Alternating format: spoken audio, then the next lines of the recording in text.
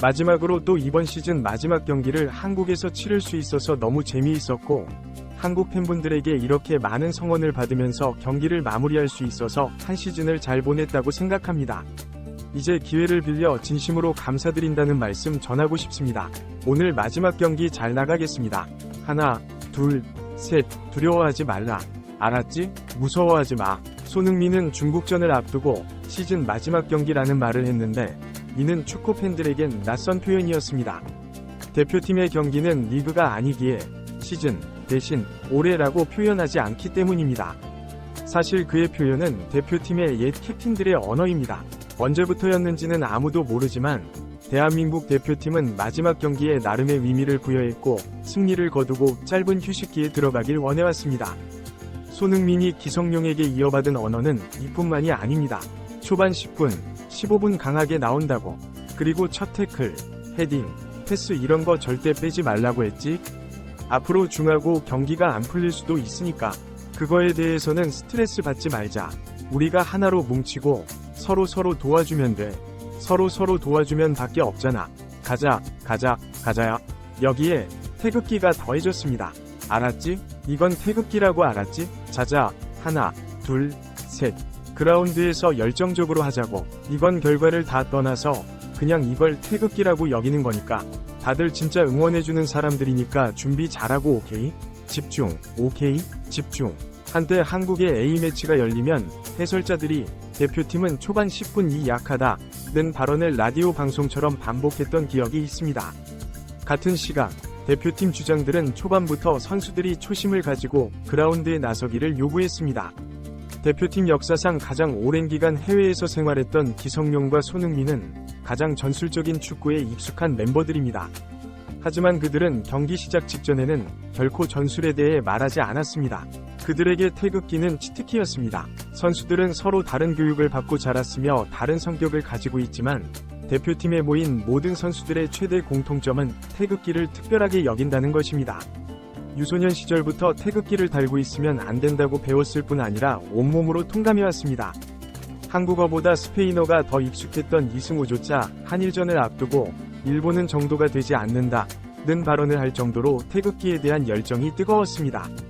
있었습니다. 처음부터 경쟁을 싫어하는 성향에 사람들이 축구라는 종목에 평생을 바쳤을 리는 없고 어릴 때부터 지는 것을 싫어하고 이기는 것에 목숨을 걸 정도의 기질을 가진 사람들이 대거 축구판에 살아남아 있습니다. 초등학생 때 학교와의 전투력을 불태웠던 아이들이 자라 다른 국가와의 대결에서 강한 승부욕을 가지는 것은 당연한 수준이었습니다. 대표팀 주장들이 단지 축구가 아니라 특별한 경기를 만들기 위해 태극기를 가져온 것은 터널로 걸어갈 선수들의 무드를 바꾸는 행위였고 그 시각에는 어쩌면 전술보다 더욱 드라마틱하게 경기력의 차이를 줄 수 있는 수단이었습니다. 10분 동안 다 잡고 지켜보자. 9분은 하는 거니까 전반에 골이 안 들어가도 후반에 제가 어떻게든 나온다고. 그렇게 말하면 골이 되니까 천천히. 90분은 전세계 캡틴의 필수 과정입니다. 44분을 우세했다가 1분이 실수로 실점하는 것이 축구의 특징입니다. 특히 한국팀은 아시아에서 버스를 세운 팀들을 자주 만나왔기에 90분 전체의 활용은 항상 중요한 주제였습니다. 어제 중국전처럼 선제골에 성공한 이후에도 상대가 수비를 고수하는 반전도 물론 존재했지만 라인을 올려 대량 실점하는 것이 아니라 공격을 포기한 상대와는 승부와 자존심 경쟁 모두에서 이긴 것이므로 대표팀 주장을 포함한 승부욕 화신들 입장에서는 1점차 승리에도 꿀맛이 있습니다. 싸우기를 포기했다는 자체에는 점수를 능가하는 압도적인 차이가 있다는 의미이고 상대가 우리를 끝까지 두려워했다는 의미가 남기 때문입니다. 누군가에게는 유치한 포인트이고 점수에 비해 전혀 중요하지 않은 주제일지 모르지만 프로축구에 살아남은 대부분의 선수들은 가위바위보에서도 지기 싫어하는 유치한 승부사들이 많습니다. 상대가 역습도 제대로 시도하지 못할 정도로 쫄았다는 것은 당연히 큰 전리품입니다. 선수들이 진짜 단단한 모습으로 상대를 크게 위협하지 않고 조금 더 찬스를 살렸다면 더 큰 점수 차이를 이길 수 있었을 것 같은데 그런 부분에서 조금은 아쉽다고 생각하지만 축구는 어차피 결과로 이뤄지는 것이기에 많은 것들이 항상 바뀌기 때문에 거의 완벽한 운영을 했던 선수들에게 정말 감사하다는 말을 해주고 싶습니다. 일부 팬들은 고작 한 골이라고 말하지만 손흥민은 거의 완벽한 경기라고 표현했습니다. 이 또한 팬과 선수가 가진 가치관의 차이이고 축구에는 분명히 득점 경쟁보다 어떤 의미에서 더 큰 강도로 자존심 경쟁을 하고 있습니다. 동료들에게 고맙다고 말한 손흥민이 만약 임금국에 태어나서 90분 내내 카운터 어택이 아니라 수비만 해야 했다면 그는 절대 1점차 패배보다 더 큰 굴욕을 느꼈을 유형입니다. 만약 어제 경기가 초등학교 팀들의 대결이었다면 한국팀은 상대방이 성인이 될 때까지, 아니 죽을 때까지 너희 그때 쫄아서 역습도 안 뛰더라. 너희 학교는 슈팅 연습 같은 거 안 해서 좋겠다. 홀대 앞에서만 서 있기 심심하다. 우린 공격해서 재밌던데 나는 놀림거리가 100개는 가득할 것입니다. 오히려 7대0으로 패했지만 장렬한 패배를 선택한 싱가포르를 상대로는 숫자 말고는 딱히 연극할 거리가 없습니다. 경쟁 종목이 가지고 있는 특이점이 숫자보다 감정이 때로는 쟁점이 되는 승부의 세계입니다. 재밌게도 이는 한중전에서만 발생한 주제는 아니고 브라질이 일부 유럽 국가를 상대할 때마다 반복해서 언급하는 포인트입니다. 많은 브라질인에게 어떤 축구를 하느냐는 승리만큼 중요하고 애초에 단지 이기는 것만이 목적이면 가위바위보로 승부에도 상관없기에 축구에는 그 이상의 의미가 담기길 바라는 것 또한 당연한 전개입니다. 우리가 상대 골키퍼를 장악하고 명이 그 이후 들어온 선수들이 팀 상대 골키퍼를 장악하고 우리가 팀에서 무엇을 원하는지를 정확하게 파악하고 그것을 해달라고 수비적인 것이나 헌신과 같은 이런 것들은 팀에서 요구하는 거죠. 그런 것들을 해주자고 장현수가 한마디만 할까요? 이제 봐라. 우리는 정말 어떤 팀이 됐든 우리는 최선을 다해서 이기는 거지. 알겠지? 야, 경기장에서 누가 됐든 도와줘야 돼. 경기 뛰는 사람, 경기 안 뛰는 사람 모두 다 하나가 되는 거야. 오케이. 몹시 어려운 순간이 있겠고 어렵겠지만 오케이.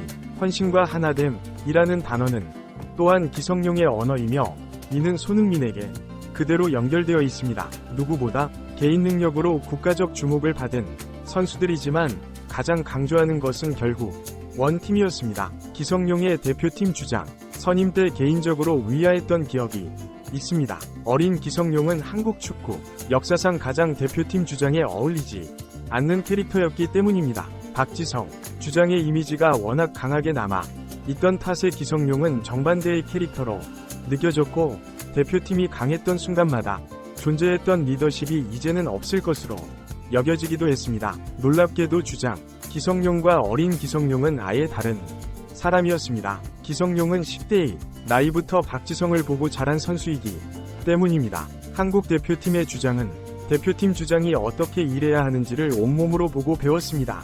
기성용에게 대표팀 주장이란 레알 마드리드에서 전 세계 최고의 선수 호날두와 포지션 경쟁을 하고 챔피언스리그에서 메시와 피를로를 막아내던 선수였습니다. 그 자리를 물려받은 선수가 대표팀 주장은 중국에 가지 않는다고 외쳤던 것은 당연했습니다. 그 자리에는 보이지 않는 품격이 이미 스며있기 때문입니다. 전 대표팀 주장은 레알 마드리드 소속, 현 대표팀 주장은 리그 소속이 같다는 전개는 절대 만들 수 없었고 당시 천문학적인 금액이 오고 가던 중국 리그는 그에게 완전한 축구 변방으로 취급받았습니다. 누군가는 돈 앞에서 장사 없다고 말하지만 더 중요한 가치는 분명히 존재합니다. 기성용은 주장이 되는 순간 권위주의가 아니라 우리가 아는 보통의 한국팀 주장이 되어 있었습니다. 유산의 위대함입니다. 누가 최초였는지 어디서부터 하는지도 모를 정도로 오랜 세월 남은 흔적들은 분명 한국 축구의 유산입니다. 어린 손흥민 또한 미래의 주장이 되면 어떨지 상상하기 어려운 밝은 선수였지만 20대 주장이 되자마자 그 또한 천상의 주장이 되어 있습니다. 한국과 축구의 관계는 처음부터 애국심이 강하게 연결되어 있습니다. 시대적 배경으로 축구협회장을 일본에 빼앗기고 친일파가 맡았던 기억이 있고 해방되자마자 독립운동가가 협회장 자리를 되찾았으며 최초의 한일전을 위해 국민 성금을 모은 나라입니다. 그리고 당시 경제력으로 아시아 최빈국이었던 국민의 자존심의 중추적인 종목이기도 했습니다. 한국 축구와 태극기의 강한 밀접성은 갑자기 생긴 사건이 아니라 처음부터 그랬다는 의미입니다. 한국에게 축구는 유독 오락거리 이전의 자부심과 연결된 특징적인 형태로 걸어왔습니다. 항상 대표팀 경기는 무조건 이겨야 한다는 책임이 따릅니다. 우리나라를 대표한 선수들이라고 준비는 진짜 다 끝났어요. 경기장에서 보여주기만 하면 돼요. 경기장에서 보여주고 진짜 우리가 강하다는 걸 경기장에서 보여주자고요. 오케이? 예. 우리가 왜 전에랑 다른지 보여주자고요. 경기장에서 축구 퀄리티로 경기장에서 우리가 빡세게 할 때는 또 빡세게 하고 경기 볼을 잡을 때는 우리 플레이하고 우리 스타일 꼭 유지해서 가져가자고요. 오케이. 대표팀 나왔으니 정말 한국 축구 대표 선수로서 그런 모습으로 우리가 상대를 괴롭히자. 이기고 지는 건 그 다음이야. 중요하지 않아. 솔직히 얘기해서 나부터도 진짜 경기장 안에서 그런 것들 보일 테니까 우리가 경기장 안에 들어와서 90분 끝날 때까지 그런 모습 보이자고. 알겠지? 할 수 있어. 할 수 있어. 그리고 또 한 가지. 절대 자신감 잃지 마. 할 수 있어. 진짜로 손흥민이 할 수 있어. 1대1 상황이 나면 무조건 1대1로 해. 알겠지? 절대 두려워하지 말라고. 알았지? 오케이? 진짜야. 진짜지. 우리가 경기장에서 할 수 있는 거 하는 거야. 우리가 가장 잘하고 재밌게 할 수 있는 거 하자고. 과감하게 무서워하지 마. 자신감 있어. 두려워하지 말라고. 알았지? 무서워하지 마. 주장에 이런 말이 왜 중요한지 묻는다면 듣고 있던 어린 선수 손흥민의 표정이 그 대답입니다. 주장의 한마디 한마디를 경청하며 누가 봐도 힘찬 표정으로 발동이 걸리고 있던 손흥민이 이후 경기장에 나가서 어떤 경기를 펼칠지, 이기고 지는 과정에서 어떤 표정을 보일지 쉽게 알 수 있습니다. 그들에게 축구가 오락이 아니라 투쟁이 되는 순간입니다. 한국 사람들 전부가 축구를 보는 것은 아닙니다. 하지만 그들은 전 국민이 시청한다고 착각할 정도로 강한 여론을 등에 업고 싸우고 있습니다. 그리고 그들은 전 국민을 대표한다는 마음으로 필드 위에 나타나고 상대 국가를 무서워하지 말라고 서로를 격려하고 있습니다. 아이러니하게도 전 국민을 대표해 경기장을 밟은 선수들의 패배에는 상대팀이 아닌 우리 팬들의 공격을 받기도 합니다. 대표팀의 패배는 그들만의 패배가 아니라 우리들의 패배입니다. 중국에게 고작 한 골밖에 넣지 못했다고 수치스러운 댓글을 받습니다. 그 수치심의 근원에는 무엇이 있을까요? 한국 축구에 대한 자랑스러움이 있습니다. 그럼 그 자부심은 누가 쌓아올린 유산일까요? 어제 경기로 우리가 수치스럽다면 상대 국가는 수치심을 못 이겨 축구협회를 해체시켜야 합니다. 중국보다 한술 더 뜬 한국 축구를 만든 주체 또한 선수들이었습니다. 선수들이 쌓은 유산에 위해 대리 자부심을 가진 사람들, 땀 한 방울의 노력도 없이 누군가의 평생 성취를 공짜로 나눠 가진 사람들이 그 대표팀으로 인해 수치심도 느낄 수 있다는 것이 축구의 넌센스입니다. 가족은 가족의 승리에 함께 기뻐하고 패배에는 함께 눈물 흘립니다. 축구 팬들에게 대표팀이 열심히 뛰었다면 무조건 응원하고 패배에 함께 아파하자고 말하는 것은 우리의 의무인 것을 알고 있습니다. 태극마크를 달고 열심히 하지 않은 선수, 대표팀 선수답지 못한 부끄러운 행동을 한 선수에게는 당연히 비판과 책임이 따르는 자리입니다. 그럼에도 불구하고 대표팀에는 진정으로 우리들을 대표한다는 마음으로 혀와 살을 깎고 있는 사람들이 있었습니다. 그리고 지금도 있습니다. 승리와 패배, 승부라는 죽고 죽이는 나선에서 필사적으로 필드에 들어서는 그들이 두려워하지 말자고 외칠 수 있는 이유는 등 뒤에 5천만 명이 있다는 믿음 때문입니다. 그들의 연봉은 대표팀이 아니라 소속팀에서 나오고 대표팀 경기는 그들에게 직업인의 여정과 다른 의미가 있습니다. 인구 100명의 국가에서는 절대 나타날 수 없는 절박함과 자부심이 대표팀에 있습니다. 자신이 태어난 나라를 위해 전쟁에 참가하는 눈빛으로 위지를 확인하는 이 선수들이야말로 스스로를 더 자랑스러워할 수 있는 국민의 품격을 응원합니다. 축구의 승리가 자존심이라면 국민의 품격은